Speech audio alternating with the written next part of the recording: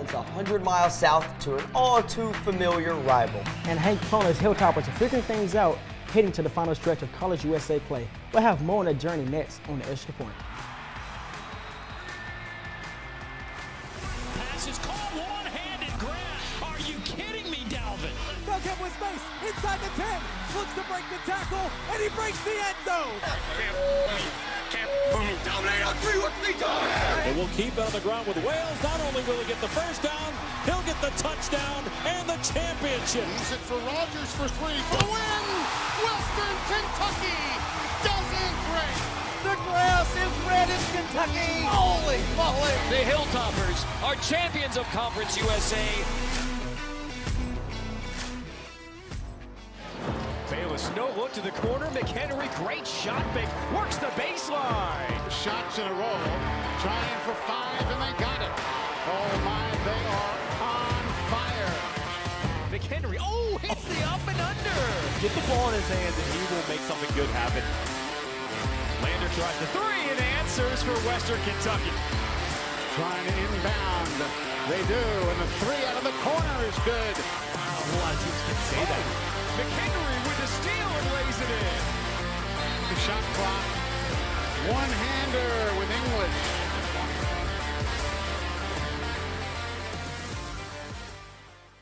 Welcome into Studio 2, home of the Extra Point. I'm LJ Cawthorn, joined by Eli Thompson. Happy Valentine's, my brother. Hey, happy Valentine's Day to you, and hey, maybe you'll have a better one than me because I didn't have any luck this year, okay, so. But let's go ahead and dive right into some college basketball. I think the Tops are looking absolutely star-studded right now, especially kind of with the way that I'm hoping that to see them grow after these 2 losses that we just saw. But Yes. Let's take a look at those Jacksonville State stats and how they were able to just be this close to pulling out the victory.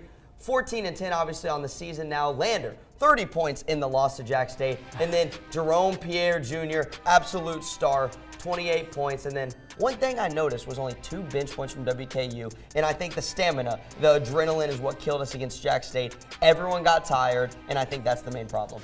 Absolutely. I mean, you on the road, you play the top team in your conference, which is really good. But those guys, they need to win this game like that because you're trying to build up and get to those standings. So as you are on the road, you got to remember, hey, I'm not a builder anymore. I've got to do a lot better as I'm not on the road and my fans are not here with me. Yeah, absolutely. And one thing that Western has for them is a Don McHenry. But Jacksonville State had another player that was kind of the answer to Don McHenry and ultimately played a little bit better in Jerome Pierre Jr. Yo, Pierre, you want to come out here?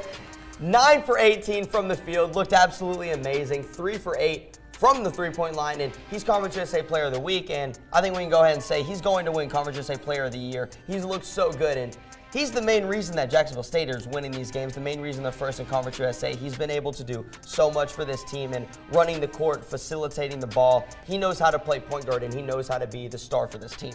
I absolutely agree. And if you can look the way he was dressed, man, that's pretty old school. So you can tell he played some old school basketball versus WKU last Saturday. That kid is really great at what he does. 50% from the field goal, not bad at all. That is really good. That's probably above his average. The three-pointers, not so good, but he got the average by, attempting a lot more. So, I mean, as you attempt a lot more, you got a probability of hitting a lot more. Yeah, no, absolutely. And now let's take a look at what Coach Plona said in his press conference about how Diddle makes the difference.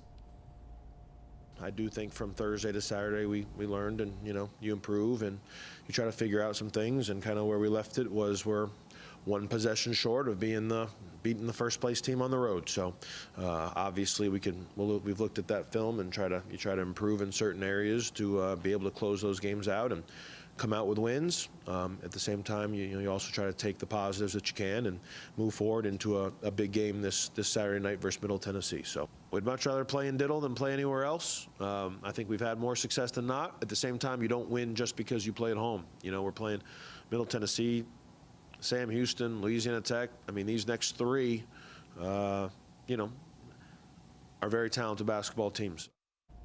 You heard it from Coach. You don't win just by playing at home, but WKU does have that chance to do that this Saturday as they do look to bounce back after losing to Jackson State on the road. And, I mean, they play Middle Tennessee State, so that must be a very big momentum for them. As we can look over and see how MTSU has been doing, they are one of those top teams that it's your rival. But, hey, They're pretty good, so you got to look out. As they're sitting third in Conference USA, they also dropped the game to Jack State, so that's not bad on WKU's end either. As Justin Porter's one of them great guys, and he's helping, with the 71.3 points per game, which is fourth in Conference USA for MTSU, as they are allowing 70 points per game. So, hey, it's a win or lose situation in that point. It means your defense is not doing what they're supposed to, or your offense isn't either. And I will say WKU can give your defense some problems. Yeah, no, absolutely. And I think WKU's defense is so strong, and they're so good at what they do. They know how to disrupt players, and they know how to break up the court. But let's go ahead and take a look at Justin Porter and what he's been able to do for Middle Tennessee. His stats have been amazing. Almost 18 points per game, 41% from the field, 42% from three, and he's putting up good performances in every single game. He knows how to play ball. I don't think he's as good as Jerron Pierre Jr. for Jacksonville State, and I think that's where Western might have the advantage and might be able to pull off the upset. But Justin Porter is a really good player, and he knows exactly how to space the floor, how to do all these little things and all the little pieces that a basketball team needs to win. But I think Don McHenry's better. I think Don McHenry is the Justin Porter stopper. Don McHenry can run the half court better. He's faster. He can shoot the three ball better. And that's why I think Western has a good chance to come out on top. I agree, but this guy's really good at shooting threes. You just seen the percentage, second in Conference USA. So that's one thing WKU is going to have to focus on, is driving him off the line. You do that, you win this game. It's a reason he's good, because he's shooting those good threes. And as we look at it, MTSU has everything going for them as well. Isam Mustafa, 9 rebounds per game. That guy, if he gets the rebounds, he gets the offensive boards, MTSU has a chance to win it big in Diddle, which is very hard. Cam Weston, he's 4 assists per game, but it shows if he's diamond, he's getting the ball out to the players like that. Like, for example, Justin Porter, who's a very good three-point shooter, you get him the ball, you may win. MTSU hopes is live for you. Absolutely. Hilltopper Basketball continues their success after winning an overtime thriller over Jacksonville State at home last Saturday, and man, was that a fun game. And get an inside look at how the Tops will take down Middle Tennessee State University this weekend.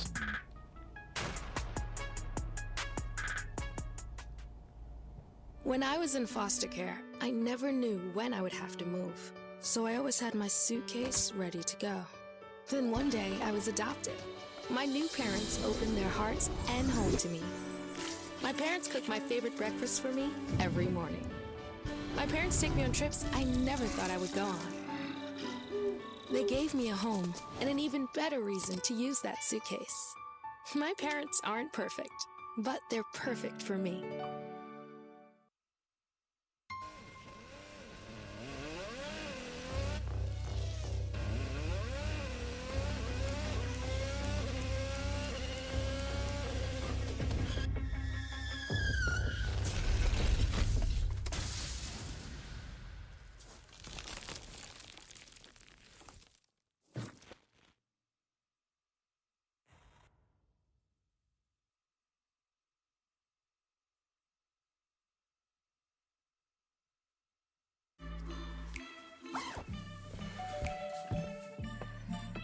Yo, camping buddy.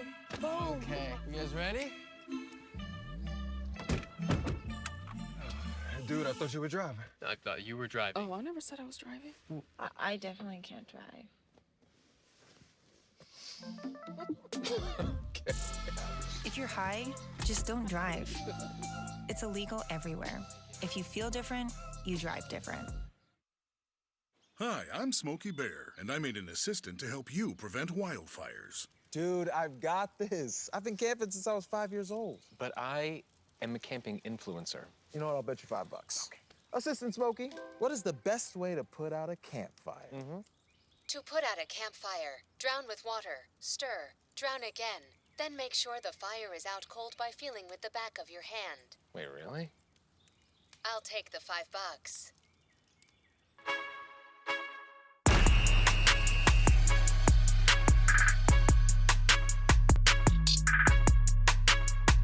Shoot quite as many as Jacksonville State, and there's the first three, and Bottom back up. WKU defending these layups well. Meade gets inside. Beautiful half spin. Cuts it the other way. WKU's lead is down to 1. Here goes Hayes inside. Kick out Meade. Wide open for 3. Lady Toppers get an answer.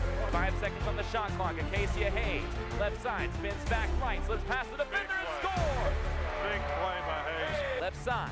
Mead, right wing, fakes the pass. She is wide open for three. Bang! Isolated on the baseline, wraps around, flips it up with the right hand, and scores it. Tough shot, too. Gives it to Telegny. Telegny, free throw line, kick out. Mead, wide open, mid-range jumper, buried. Anybody possibly play any better than Alexis Mead? WKU is able to escape in overtime. LJ, the Lady Top stood strong against Jack State in the OT thriller. What do you think they did to kind of pull off the game? What were some of the key components of the game that you saw? They made adjustments, man. You know, the three-pointers, you know, stopping Jacksonville from doing what they're pretty good at. That's a big change in that game in the second half. As you hear Coach Collins talk about it later on.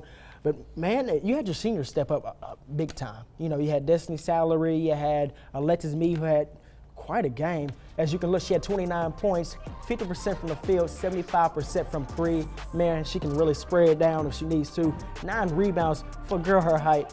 That is very impressive. I mean, you know, point guards are big dogs on the court.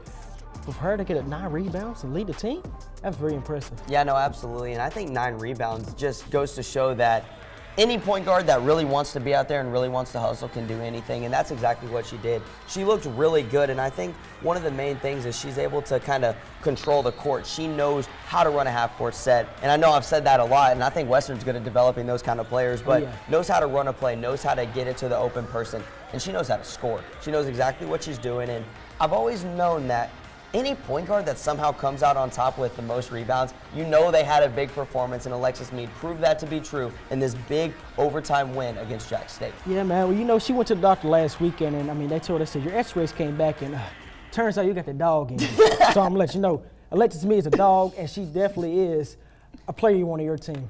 Yeah, no, absolutely. She is a player that you want on your team, and I really think she is so valuable to this team. But aside from her, I think another player that's really good is Josie Gilvin. She knows how to shoot the 3-ball. She knows how to get open. And she knows how to play some defense. And those are really all you need. If you can hit shots and you can play defense, that's the first thing a coach looks for at college. So I think she's a big part of this team, too. Well, you know, Coach Collins says she's that battery bunny. So, you know, she's energizer at her best.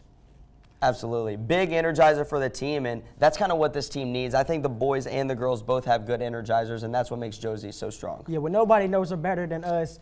Well, nobody knows her better than her coach. So let's hear from head coach Greg Collins on how both seniors, Alexis Mead and Destiny Salary leadership helped the team play solid basketball in overtime. You just got to find a way to gut it out, and they showed as much guts as you could ask for. And yep, they shot the ball better than Jacksonville State shot the ball better than that statistically, but we've been known not to get out on shooters, and we will keep working. And they got busted at halftime about that, and we just got to. And then they were driving and backing us down in the paint and getting shots at the rim, and we weren't making the floor tight enough those drives. And so we just got to keep working. But LJ, we just heard Coach Collins talk about the strong points of this team. Now, how are they going to do the same thing that they did against Jack State in the thriller overtime win? What are they going to do in MTSU to get those same results? They have got to fight. I can't say what they will do, but I got to say what they've got to do, and that is fight. This team, MTSU, they're number 1 in the conference for a reason. WKU beat them at home. That is nice, but MTSU is sitting 10-0 at home. So, I mean, that home court advantage is good for everybody in this women's side of the conference. So, to beat them, you got to bring your A game. Yeah, no, absolutely. Middle Tennessee has looked so good this season, and they're a really well-rounded team, and they've always been at the top of Conference USA. And I just think some of the things Middle Tennessee is good at, such as field goal percentage, opponent field goal percentage and what they hold their opponents to, and then what they hold their opponents to and behind the three-point line. And that's kind of where Western stands out some of these games is free throws and the big threes they hit. And I just think that Middle Tennessee is going to have a really good attempt to try to stop what Western can do on the court. I agree. I mean, we got great, phenomenal defense, and they're good for a reason. So, I mean, WKU going to this game, they're about to fight. I know I keep on saying fight, but you got to do that playing a great team just like MTSU. As you can tell, their first Conference USA, they're sitting on a 6-game win streak. Like I said, 10-0 at home. That is really good. And, I mean, if you look at it, to me, a Scout is a really great player, but don't forget about that big girl, 6'7", Anastasia Bodareva. That girl can go. She has 15 points per game. I'm sorry, it's updated right here. 16.2 points per game, 4 for the Conference USA. The big girl can rebound. Come on now, she's 6'7" for a reason. So, I mean, second conference USA, 4 blocks per game. Man, is that the full team stat or is it just her? She's really good at what she does. I think that's got to be a team. No, I'm just kidding. LJ. That's her. Literally 4 blocks per game, absolutely outstanding. And I think you kind of put it best. We thought she was averaging 15 points per game. Turns out, drops a big game, 16 points per game now. It just goes to show she's constantly getting better. She's constantly going up. And that's what I think makes them so good. But heading to the court, to the softball field, the softball team had some early struggles in the first 5 games of their season, but they were able to pull out 2 big wins this morning. Finally, it's time to hit the panic button. Next on Extra Point.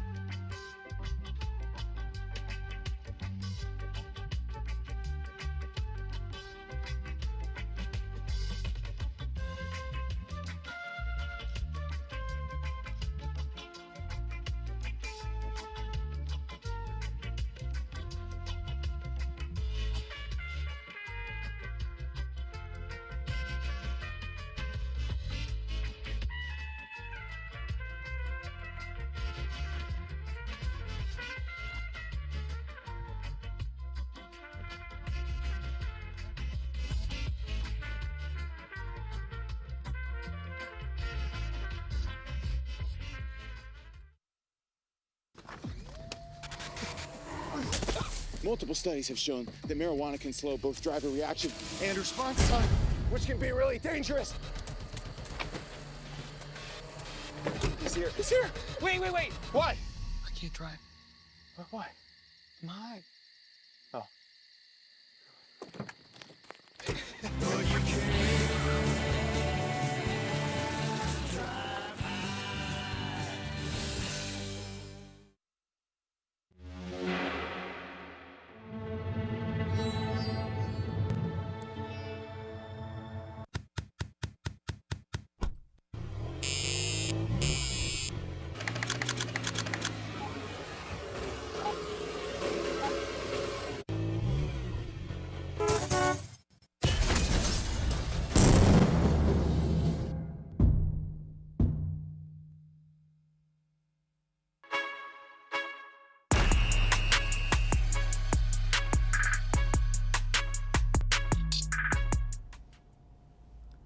WKU Softball has been looking for a spark to get them started at the beginning of the season. The team went 1-5 in their opening weekend series.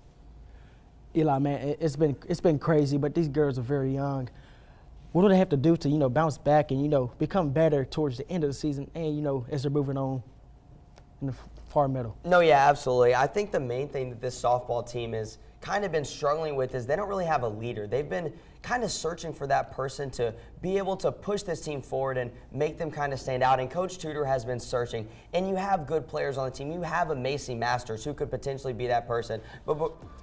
But before we get into her, let's kind of look at just what the softball team's been doing so far this season. They're not batting a super great .231. Their ERA is a little bit high for pitching, which isn't very good. You have almost a 4 ERA, not the best. And then lost to EKU and Georgia Tech twice. And I just think this team, like I said, looking for the leader, and they need to get better at the pitching side. This team has really struggled with pitching, and I think this morning we saw some of those big improvements when they got the win. However, I still think there's a lot of problems with this team. And as you see on the screen, is it time to hit the panic button? I don't think it's time to hit the panic button, but one player I want to let you talk about is Macy Masters. She's been so good, man. Man, she's a force to be reckoned with. Look at it, .429 batting average. That is decent. 6 hits and 2 home runs. Okay. You're moving. I understand what you're trying to do. I understand what you're trying to do, Macy Masters. 3 RBIs. That is very nice, but hey, team, I need a lot more out of you. Yeah, no, she's looked good. And LJ, softball definitely isn't at its peak, but do you think it's time to hit the panic button on this team? Well, Eli, man, I got a call this morning saying you might not need to push that panic button just yet, as I just received news that the Lady Top Softball had walked into Troy, Alabama, and taken Game 1 versus Southeast Missouri University. I was like, okay, are they back? And then I heard they won a Game 2 as well. Well, hey, maybe there's something prevailing, as Maddie Woods had her first complete game So is she somebody that you start calling on a lot more? That's my question. Yeah, no, absolutely. You do call on her a lot more, and I think it's because when you put up a good game like that, that really goes to show that maybe you found the answer to this team, maybe you found what the team was missing. And I think whenever you lose, when you start the season 1-5, you kind of have that push to want to get a big win, and I think that's when they walked into Troy and decided, all right, we're playing our tails off. We're going to get this win. And not only did they do it once, they did it twice, and that's what made this team so good, LJ. Man, I'm looking forward to seeing what they'll have to do, mid-season and going towards the end. But, hey, let's go to the diamond. Baseball, let's start the year off on a high note as they open up against Illinois State. The answer everyone wants to know is, can this veteran team make noise in the Conference USA, Eli? I mean, I think that this team has a good chance to make some noise in Conference USA, and they did end up losing the game to Illinois, and I just think that's kind of one of those things where, Illinois State, sorry, and I just think it's one of those things where you just started the season, you're rumbling out the kinks, you got to make sure everything is in place, running smooth, and it's a veteran team. I don't think they're really struggling, but well, Eli, I'm just getting, I've sounds like they came back and won. They got the W, 9-7. Congratulations. Wow, that's impressive. They were down 7-2, top of the 8th. We go on air, and I just received news that they came back and won. Absolutely insane. And LJ, what were kind of some of the things that you think made this veteran team, like I was saying, end up coming back and winning? Well, hey, I've got to start by saying it's not how you start, it's how you finish. So, shout out to you guys for that W. But anyways, this team is very experienced, so it's no question that they was able to get the W out. As last season they came out and they was 36-22, which is really good. 15-9 to Conference USA play, and you got the guy Peters, the Gonzaga transfer. So he knows a little something. He's been on the higher level. Trayson Peters is good, man. Yeah, he has a lot to offer to this team. And then Lazama, man, that .309 batting average, that's not bad right there. But hey, I know somebody might end up doing a lot better this year for it. Absolutely, and I think that this team really has a lot to prove this season. And now that they've got a win under their belt, they can kind of start pushing to some of the good players that they have. And Ethan Lazama, he's going to be absolutely star-studded for this team. Yes, I think with him coming back under Coach Reardon, they're going to be able to do a lot. When you have a player with these kind of numbers, 9 home runs, 16 doubles, 42 RBIs last season, I mean, he's a batter. He knows how to swing the bat, he knows how to get on base, and he knows how to score. Hey, I'm just saying, when Coach calls on him, he's definitely going to pick up that phone. And that's exactly what he's been doing last season. So, hey, high school basketball is next, though, Eli. So, tell them what we got. Yep, unraveling. We'll get a little bit of a closer look at district play. Will the teams in District 14 prevail, or is there a new top dog in the fourth region? Stay tuned here on Extra Point to find out.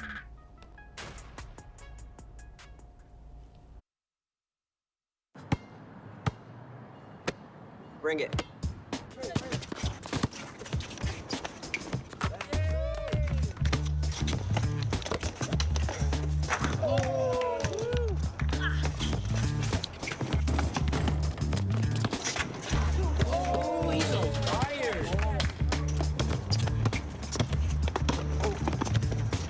Timeout, guys. I'm late to dinner.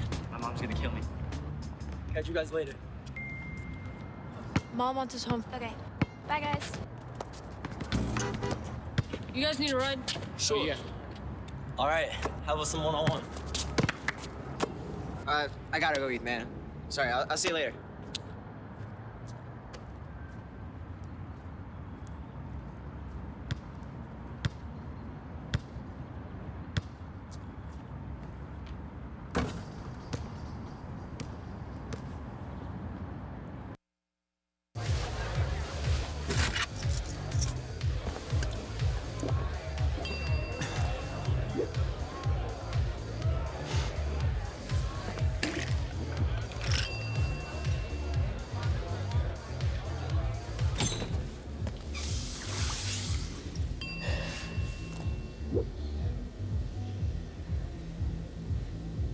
If you need to do something to feel okay to drive, you're not okay to drive. Don't drive buzzed.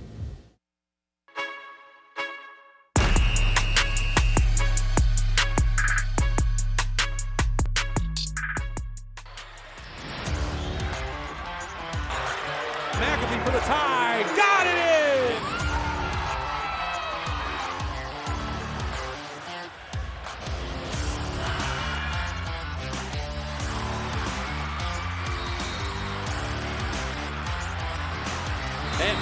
feeling it right now for the three-point line. Finds an opening on the left side. Up for two. Basket in the foul for Deuce Bailey.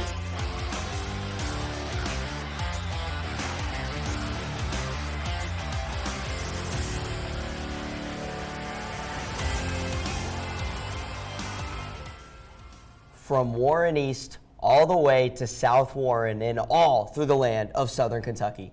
High school basketball is a hot topic this time of year, and as district and regional play approaches, it's coming down to the wire in the 4th region. And for many teams, they take a look at their rosters for next season and they just wait for November.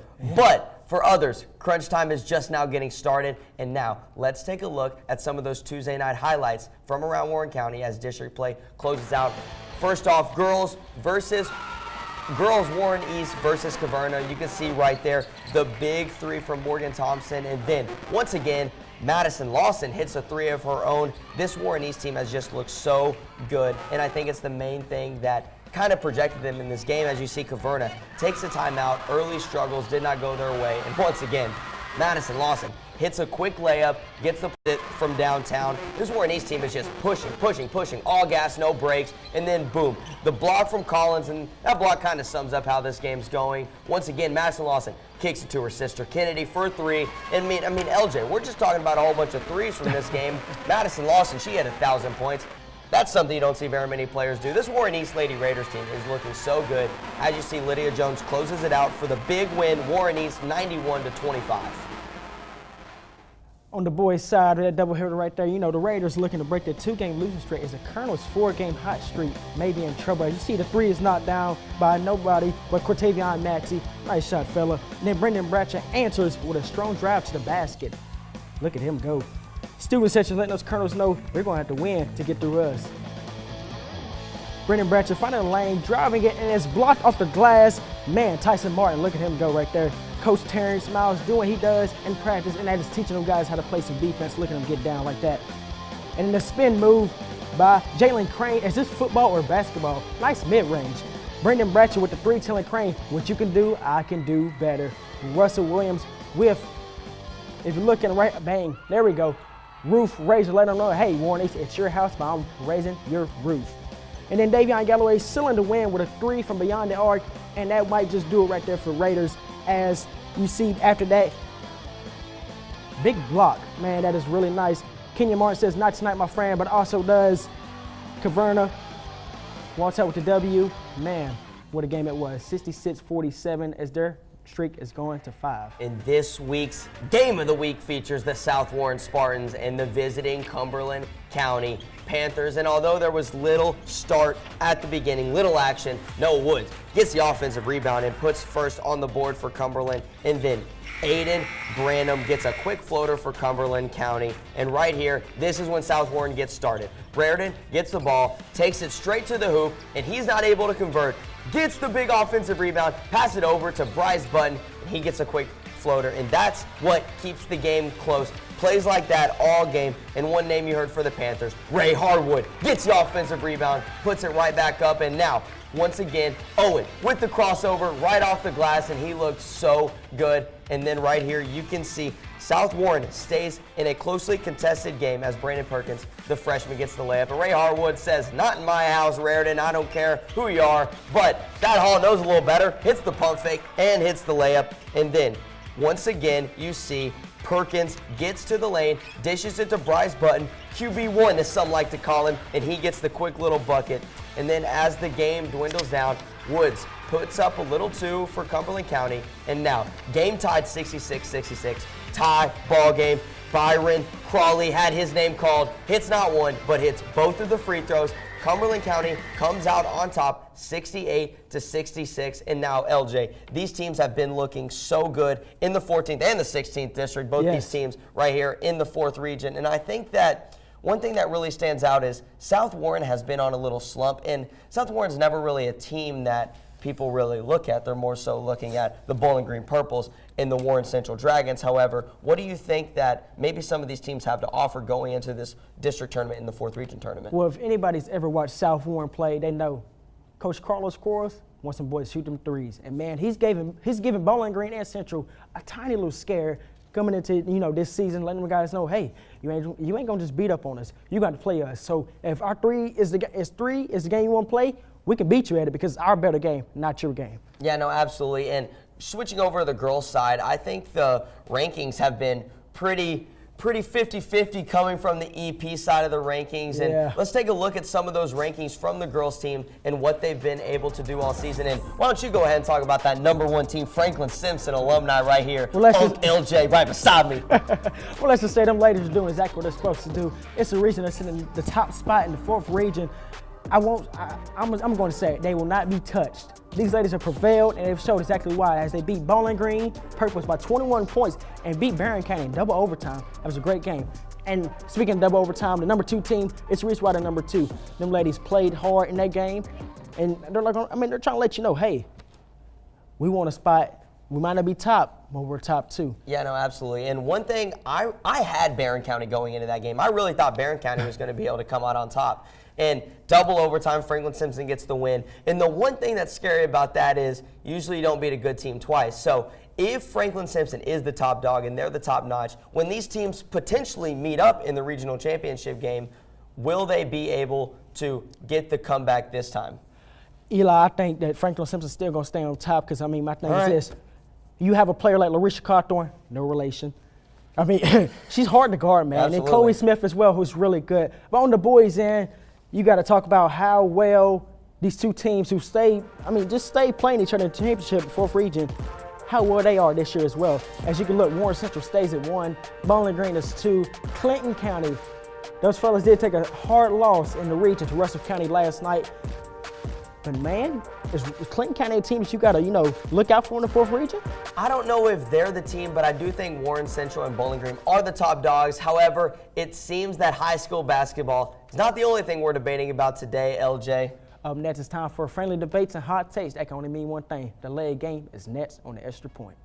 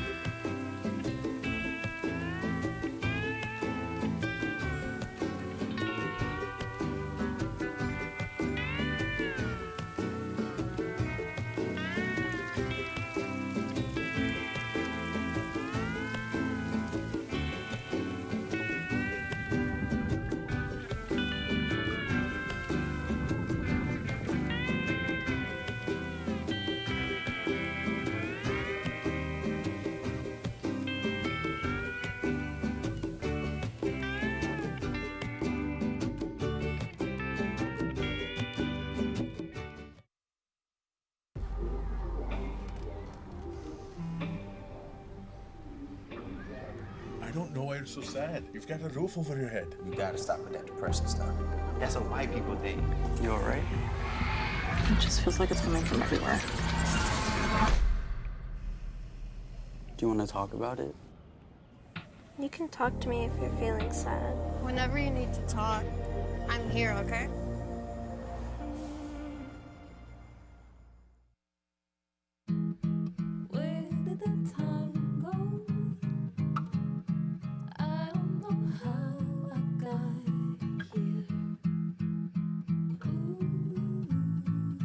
You've done the hard part. You quit smoking. Now do the easy part and get scanned for lung cancer. If you smoked, you may still be at risk, but early detection could save your life. Talk to your doctor and learn more at savedbythescan.org.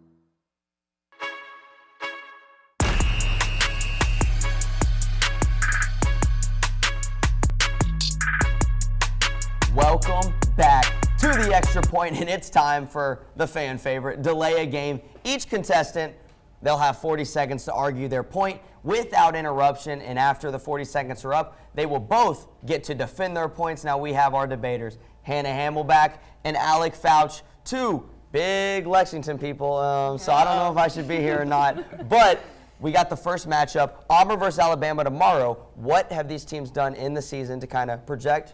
Who's going first? I'll go ahead and start us off. I am going to go ahead and say that Alabama is going to take the cake tomorrow when they play the Tigers. I happen to think that the quick offense that they rely on is going to overpower the relatively strong defense that Auburn has going for them. As you can see, they have 90.2 points per game. I believe that is number 1 in the SEC. They really heavily rely on their guard play, so they're going to move down the floor quick. It's going to be very apparent to see how Mark Sears, probably the best pure point guard in the SEC, is going to take charge and knock down those Auburn Tigers. All right, well, I have to take Auburn. They're the number 1 team currently. They are the 5th ranked. Okay, you're talking about offense, and I get it. You need offense to win games. But they're the 5th ranked defense in the SEC right now. Alabama is the worst ranked defense? Yeah, that's correct. They're the worst ranked defense in the SEC right now. Not only that, but they have a really deep roster. For example, their 6th man, their 6th leading scorer, Chaney Johnson, he dropped 20 points against Vandy. Also, not only that, they're 37% from the 3-point right now. That's 3rd in the SEC. Bama's 3-point defense ranks 4th worst in the SEC once again. And obviously, you can't talk about Auburn without talking about Janai Broome. He is just absolutely dominant. I mean, he's top 2 in the league right now. Yeah, he's top 2 in the league, no question. Whatever you are talking about, Janai Broome is balding. Everybody can see that hairline from national television, from the stands.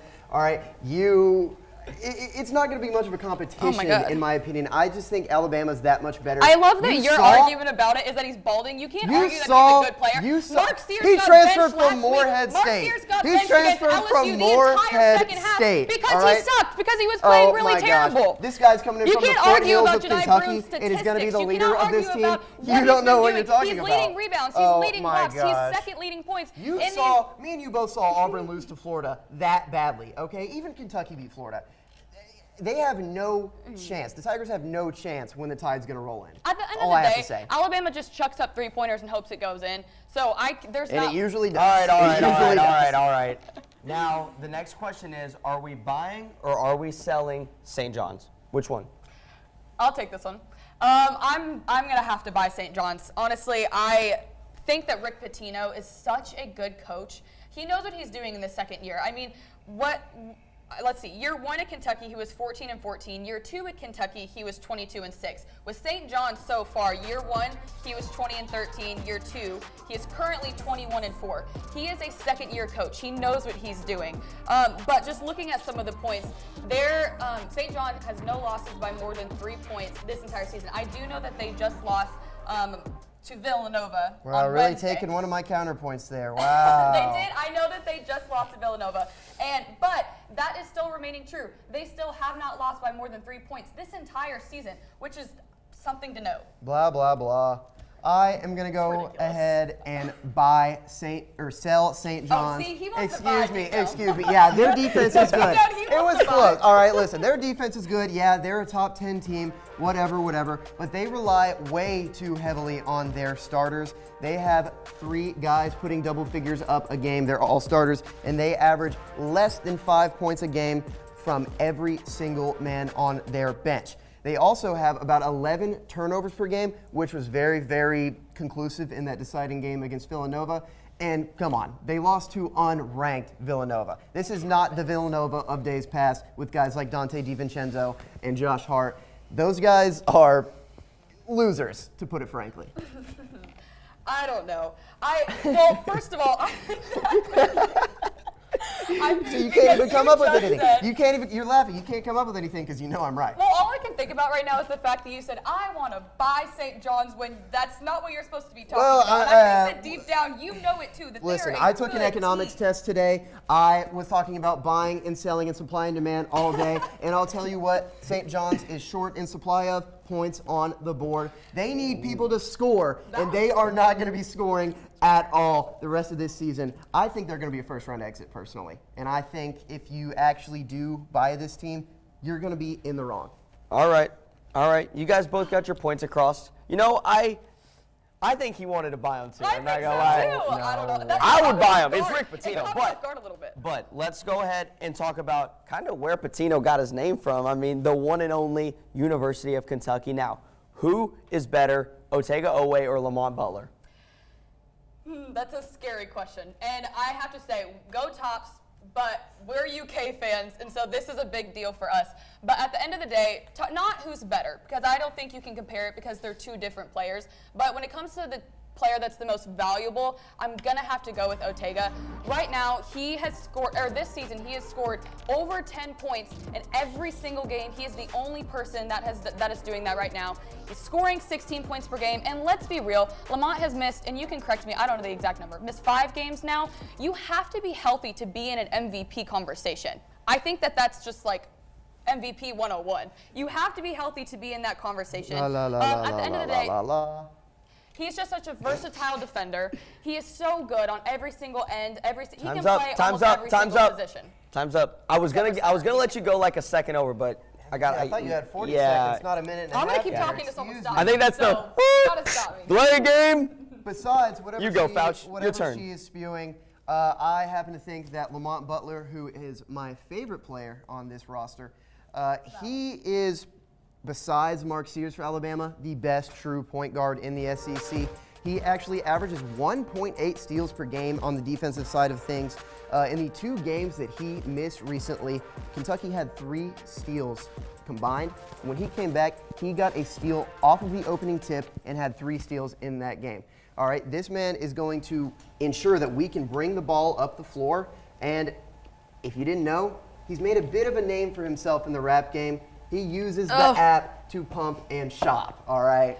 I'm sorry, but I'm looking at Lamont Butler as a basketball player and not as an NIL deal. So, and that's how I'm looking at Otega. Well, he's pretty good at both of them, if you ask me. Otega has his own chant in Does he? Paparita. Oh, how's it go? Away, away, away, away. Oh, he has my his own chant. goodness. Where's Lamont's chant? He doesn't Lamont have a puts chant his chants because he's not in the consistent, form because of he's not poetry. there. Poetry Because that he's comes so in the form injury prone. of music. He's so He is a injury prone. rapper. He's not even Have you ever there. heard of Mont Butler, the greatest God I rapper haven't, because in I don't want to. 2025? I mean, I guess you're just missing out, because this guy is the real deal. I honestly prefer to watch him on the basketball court, but I do think, he's got a little bit of musical talent. Better than a little chant all this and aside, rock. and if we're just going to be talking basketball, Pope did say that Oweh is in the top 7th percentile right now of consistent players. And where is he saying anything about Lamont right now other than when he's going to come back from injury? Go Cash, I have no idea what that means. Hey, we gotta push. That's the only thing that he's talking about anymore. We gotta push. Lamont Butler, LiAngelo Ball, best rapper, we don't know. Up next, though, we'll take you inside of the practice of one of the top teams in the state. Stay with us as we go behind the lines with Franklin Simpson, Lady Cats basketball team.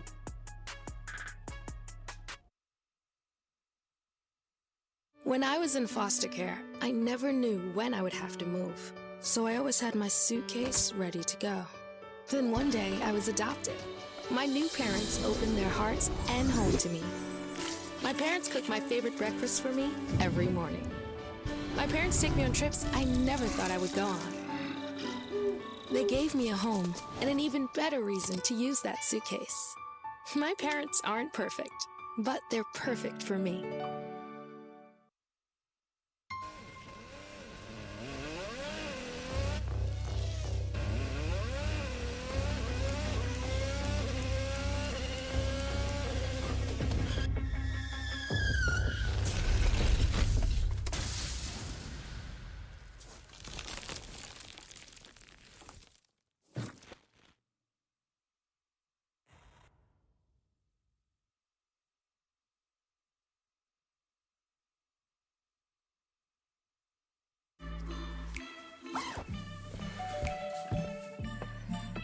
Yo, camping buddy. Okay, you guys ready? Dude, I thought you were driving. I thought you were driving. Oh, I never said I was driving. I definitely can't drive.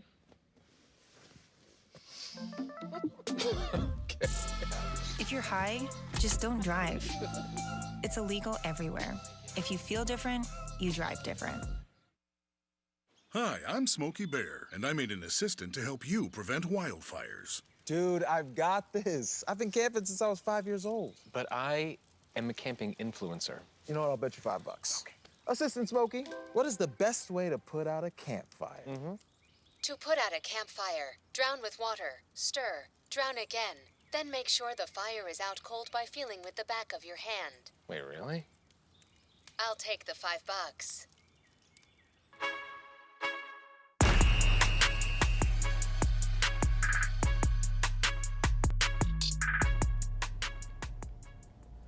It's no question that the Franklin Simpson Lady Cats are a top team in the state, and with a team full of experience and depth, it's no surprise that they're the region favorite this year, and that Rep Arena is calling their name. Sports Director Cole McIntyre has more.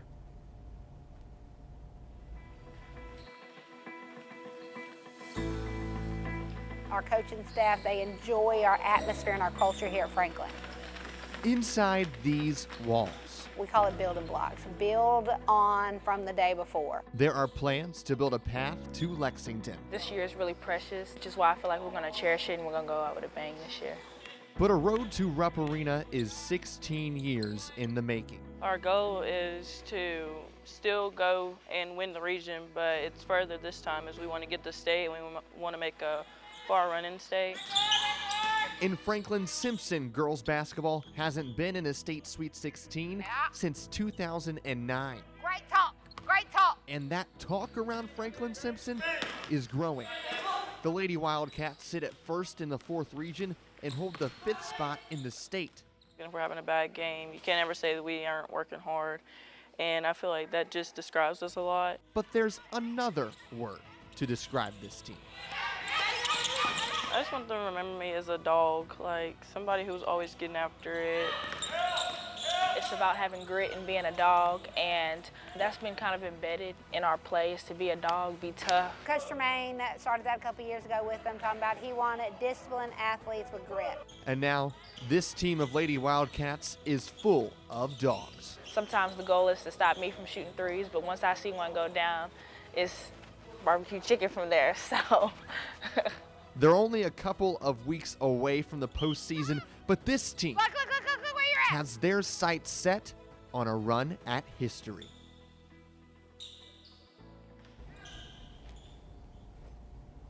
Well, LJ, I will say that that's a special team they have there, and I just think all the components that go into it and all the culture they're building on that court, on and off the court, I think that's what makes them so good and so powerful. What do you know a little bit more? That's where you went.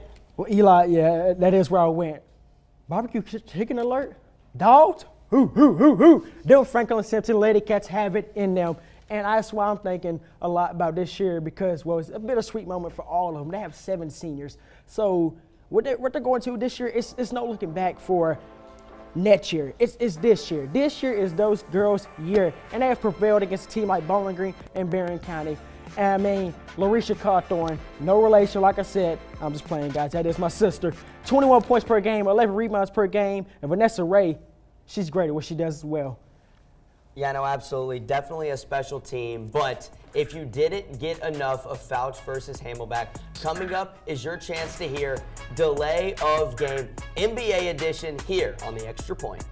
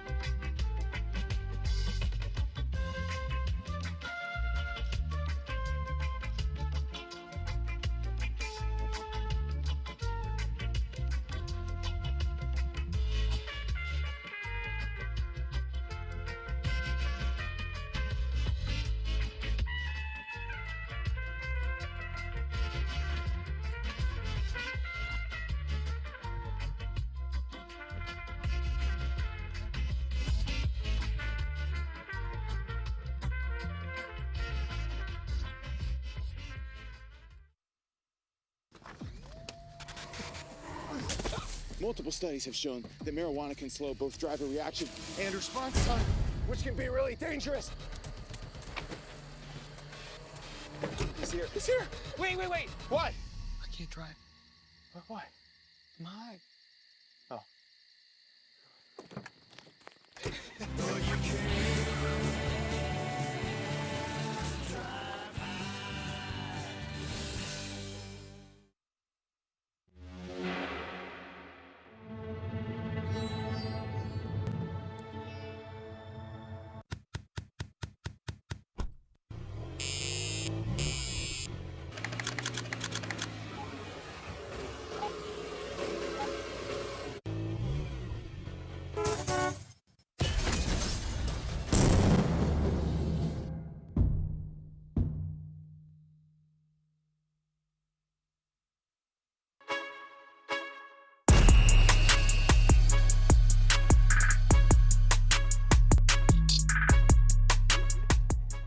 Welcome back to the Extra Point. It's time for our second delay of game. Each contestant will have 40 seconds to argue their point without interruption. And then after that, they'll go at it. Tonight, we have Gus Warren, the familiar foe, and the rookie, Phil Clark. Gus, who's going to take MVP award this? He's got some. Who's going to take the MVP award this season, Gus? It's for you. Oh, okay, sure. Guangdong's calling, buddy. You don't even pull your phone out. I haven't heard a ring. The Tigers are calling. What'd you say, buddy? This child is talking over you. Who's got the MVP this season? Oh, who's got the MVP this year? Oh, that's easy. Nikola Jokic going to go for his 4th. He's joking. Oh, dude, shut up. But he is currently averaging a triple-double, 29.6 points, 12.7 rebounds, 10.3 assists. That's only been done by 2 other people. Russell Westbrook's done it 3 times. Where is he now? Jokic is about to do it. He's his teammate. Shut up. Yeah, Once on again. the bench. And Denver is currently 35-19 after having a very slow start to the season. This team would be tanking for Cooper Flagg if it wasn't for the Serbian man that cares about horses more than basketball. That's another thing. This is just a hobby to him. This isn't a job. Exactly. Whoever you were arguing for is trying his heart out, and he's still going to lose to a fat man. Who I'm arguing for is your guy, Mr. Kentucky Wildcat over here, SGA. Obviously better than Mr. Joker. I can't be fat boy Luka Doncic. But he's averaging 30, Gus. Averaging 30 more points than Jokic. How can you say it? How can you say he doesn't deserve to be in the conversation? He clearly. I already said that. I say he's not going to win it. He's going to win it, Gus. But anyway, he's on the best team in the West, the OKC Thunder. Where's Denver? Where's Denver? I don't think anywhere near close to that. No, not even close. 10 more losses to them. I don't want to hear nothing about the talk. SGA doesn't deserve it. Of course he does. Point guard's more important than the center. That is funny. Way more important. Because team the leaders point at the guard one is more important than your center. That center runs point guard for the Nuggets, buddy. Do you watch basketball? I do watch basketball. And I'm saying Shea's better because he is. I don't expect anything less from a Cavaliers fan. Here we go, Mr. I love the Celtics, but I'm from Kentucky. Hey now. What are we saying? 18 rings to 1. It took you, what, 50 years to just get one? LeBron did it, and guess who's going to win another title? LeBron. He didn't even catch it. Exactly. Right here, the Cavs. Oh, my God. Holy Anthony Bennett. Oh, my God. This guy is the worst bust in the first overall pick in 2013. Oh, my goodness. But yeah. SGA's winning it. He is not. You said he was on the best team in the West. Who was the best team in the West last year, Phil? I don't know. It was the Thunder. Do you have short-term memory loss? The Thunder. The Thunder? And you're right. Who lost plays to for the Mavericks? Who plays for the Thunder? Who lost to the Mavericks last year? We're all right, fellas. We're all right, fellas. We don't exactly know. We don't exactly know who will win it right now. We'll find out later. But does LeBron James take home another title, Gus? You know what? I'll let you go. I'll let you go for this one. No. I'll let you go. No, be my guest. Somebody's 40 seconds on the board. You know what? I'll take it. LeBron is the greatest basketball player of all time. How can you say he's not going to win another title? He just got Luka Doncic, who were just yelling at me saying that, he just went to the finals last year. LeBron James is easily going to win another title. Maybe not this year, but in the next couple of years, he will win one before he retires. Easily, he might come back for Cleveland. You never know. I wish I was as delusional as you. Hey, he might. He might. 2016 over again. I don't care. But hey, LeBron easily is going to win another one. I don't know what Gus is going to come up some BS points about this, but nothing. No way. LeBron will win another title. You did say one thing we can agree with. He is the greatest player to ever touch the court. He is our sunshine, our glorious king. But I will have to say, Pookie Bear does not win another ring. Pookie Bear will win another ring. And you said the Luka Doncic trade. That is great. That is a great piece. But they don't have a bench. 2020, they had a bench. They had dogs everywhere. Kyle Kuzma, Alex Caruso, Dwight Howard, and they won. Everywhere. Contagious Caldwell Pope. And they won a ring. They don't have that this year. What do you expect? Jackson Hayes to put up 6 points? Gabe Vincent to get paid $100+ million to do cardio? What are Luka and LeBron going to do when it's... They're going to cook. Yeah, they're going to cook. They're going to cook. They're going to lose to 7 to somebody in the West. And another thing, he is 40. He has said multiple times this year he doesn't know how much longer he's going to go for. He's going to have 1 to 2 years. And honestly, if Bronny James was my teammate, I'd want to retire too. Gus, you just brought up the best point. Why wouldn't he want to win with his kid? Why would he not want to take his kid to the NBA championship? His kid's not even touching an NBA floor. He's a dual contract. Yeah, and that dual contract is going to the G League. He needs to put the fries in the bag like Joshua Block. LeBron needs to put the fries in the bag. Bronny needs to put the fries in the Bronny's bag. going to carry the Lakers. I don't want to hear it. Oh, wow. You're delusional. Oh, my goodness. Bronny's the best prospect to come out of USC since Evan Mobley. Oh, my God. Get this, LJ, get this guy out of my face. Oh, my Lord. He really said that. Yes, he is. Yeah, best prospect to come out of USC. This is why I can't argue with Evan children. Mobley. See, Evan I am Mobley, a Big all-star Mac. for the You are a Cavs. fillet of fish. You are nothing to me. You are on the dollar menu. I am something everybody wants. Guys. All right, well, as much as I love LeBron James as a player, we cannot talk about him all day. But I believe that you two have a favorite team, correct? So, yeah, I mean, who do you guys? Yeah, better hat than Celtics. Well, Phil, that's all we have for today. I'm sorry, but as always, it's up and it's good. Phil sucks. Phil sucks. Bring it.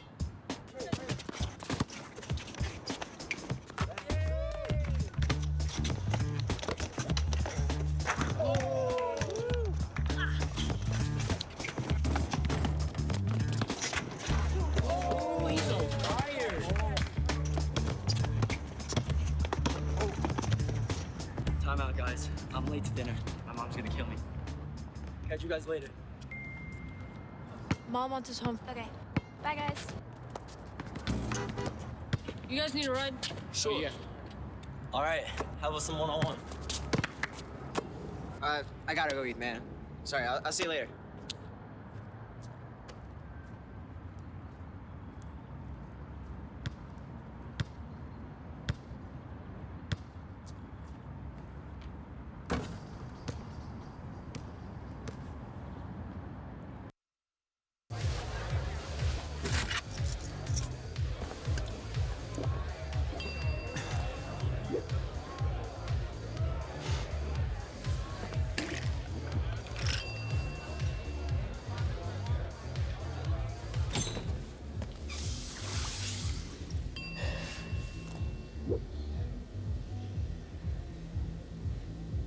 If you need to do something to feel okay to drive, you're not okay to drive. Don't drive buzzed.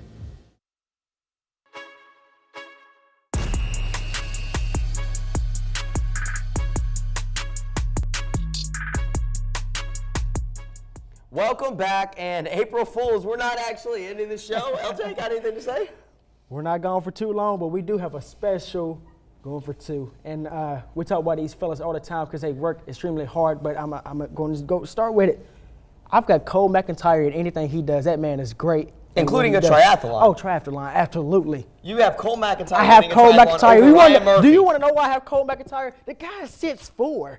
He's probably got a 40-inch vertical. I'm not going to test him right now. He's probably hurting from, working around, sitting around all day. I ain't going to test that part. But, hey, the guy graduated from Larry A. Ryle. I'm telling you right now. They produce nice athletes. And Cole, I mean, hey, if you ever want to give this up, I'm sure you give basketball a try or football a try because you're pretty athletic. Have you ever seen Cole do anything athletic?